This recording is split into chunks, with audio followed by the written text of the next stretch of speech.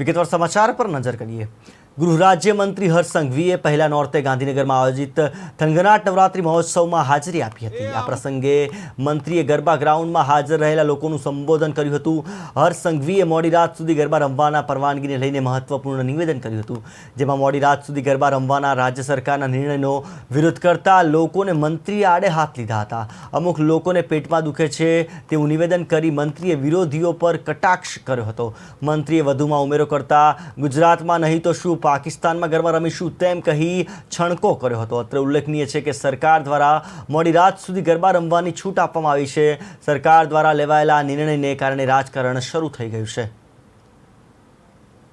આપણા ભૂપેન્દ્રભાઈ પટેલની સરકારે તમારા સૌ માટે મોડે સુધી ગરબા રમવા લેવાની છૂટ આપવાની વાત સાંભળીને અનેક લોકોના પેટમાં દુખવા માંડ્યું। એનું શું કરવું?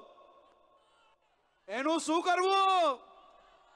એ ગુજરાતમાં નહીં તો શું પાકિસ્તાનમાં જઈને ગરબા રમવાના મારે? હે? એ મોડા સુધી ગરબા રમવા લેવાના કે નહીં? તો બધા જ એક સાથે મોલ માડી અંબે। એ અમુક લોકો